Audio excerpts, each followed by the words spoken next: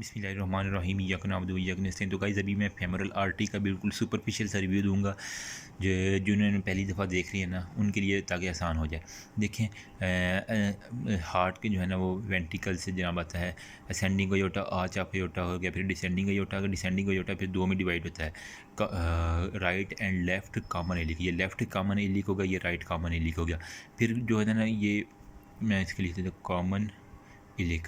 ठीक है, अब कॉमन इलिक जो होता है ना वो फिर दो में डिवाइड होता है, एक्सटर्नल इलिक में और इंटरनल इलिक में।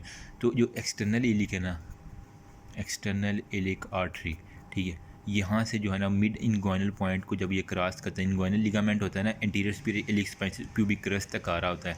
ठीक है, ये राइट साइड की मैं बात कर रहा हूँ। जब मिड इनग्वाइनल को क्रॉस करता है तो हम इसको ना एक्सटर्नल इलिक को नाम दे देते हैं फेमरल आर्टरी का।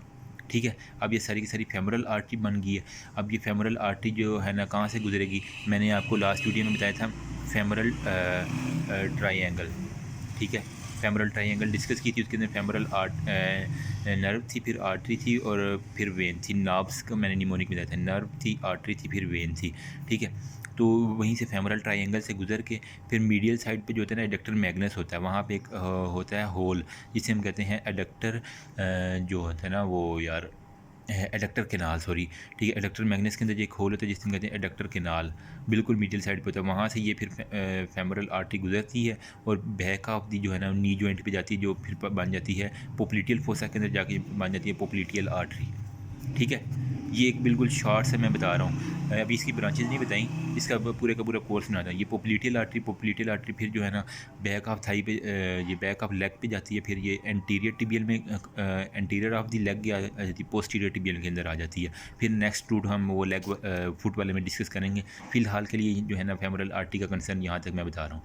डाउनवर्ड मीडियली फेमरल ट्रायंगल से गई, उसके बाद एडक्टर केनाल के अंदर आई, यहाँ पे एडक्टर केनाल के बाद जो है ना इसने थाई के अंदर आ गई और एडक्टर मैग्नस को क्रॉस किया, एडक्टर केनाल इसके अंदर होता है, फिर ये पोप्लिटियल आर्टरी बन गई। इतना सामने बात। अच्छा, एंटीरियरली क्या होता है, स्किन होता है, सुपरफिशियल फेशिया होता है, डीप फेशिया होता है और फेमरल शीथ जो होता है ना वो सारे के सारे इसको कवर कर रही होती है, जिस तरह मैंने लास्ट वीडियो में फेमरल शीथ की बताई है।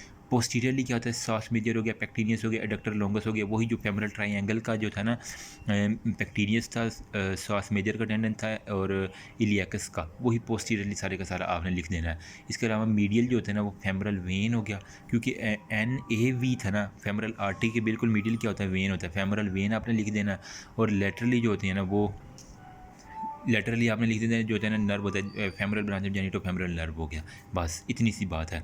Skin superficial fascia, deep fascia, posteriorly pectineus, iliacus, psoas major, medially vein आ जाती है फेमरल वेन, लेटरली जो होती है ना वो नर्व आ जाएगी। इसके अलावा जो इसकी है इंपॉर्टेंट होती है ना वो ब्रांचेस पूछती होती हैं। सॉरी गाइस, ये पीछे से शोर आ रहा है, ये कुल्फियों वाला कोई जा रहा है मेरे ख्याल। चलें, ब्रांचेस जो होती हैं ना वो दो किस्म की होती हैं, एक होती है सुपरफिशियल ब्रांचेस और एक होती हैं डीप ब्रांचेस। टोटल जो है ना इसकी आपने 6 ब्रांचेस लिखनी है। 3 जो होती हैं वो सुपरफिशियल ब्रांचेज होती हैं, 3 जो होती हैं ना वो होती हैं डीप ब्रांचेज होती हैं। अब सुपरफिशियल के अंदर कौन कौन सी होती है, सुपरफिशियल एक्सटर्नल प्यूडेंडल, सुपरफिशियल एक्सटर्नल प्यूडेंडल, उसके बाद जो होता है सुपरफिशियल एपिगेस्ट्रिक, सुपरफिशियल एपिगेस्ट्रिक और superficial circumflex iliac artery, superficial circumflex iliac जो इलिक क्रस्ट के साथ साथ आ रही है तो ना वो सुपरफिशियल, ई एक्सटर्नल प्यूडेंडल, फिर ई एपिगेस्ट्रिक और फिर C circumflex, superficial circumflex iliac artery. Deep के अंदर क्या होता है, प्रोफंडा फेमरस होती है, प्रोफंडा फेमरस हो गया। इसके अलावा डीप प्यूडेंडल, एक्सटर्नल प्यूडेंडल साथ लिखेंगे, एक्सटर्नल प्यूडेंडल जो जेनिटल आर्गन की तरफ जा रही होती है। इसके अलावा जो होती है ना कुछ मस्कुलर ब्रांचेज होती हैं। ठीक है, अब ये प्रोफंडा फेमरस जो होता है ना वो लेटरल साइड पे निकलती है, लेकिन हम ना इसको मीडियल साइड पे ना डॉटेड लाइन से जाहिर करते हैं, ताकि ना वो जब अनास्टोमस बनाते हैं तो बैक के ऊपर ही होती है ना, लेकिन ये लेटरल साइड से निकलती है प्रोफंडा फेमरस में, मैं बता रहा हूँ।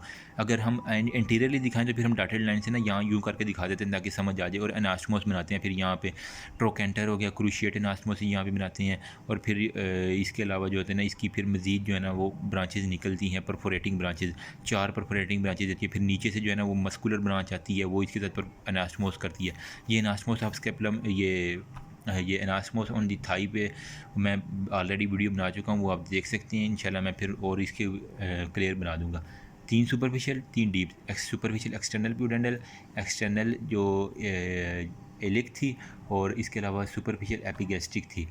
सर्कमफ्लेक्स इलिक थी, एपिगैस्ट्रिक थी और एक्सटर्नल प्यूडेंटल थी। डीप में प्रोफंडा फेमरस थी, मस्कुलर थी, और इसके अलावा प्यूडेंटल थी, एक्सटर्नल प्यूडेंटल थी। 6 ब्रांचेस पूरी होगी। होप्स को आपको समझ आए। बिल्कुल सुपरफिशियल सा रिव्यू दिया है, इसमें कोई इतनी मुश्किल बात नहीं है।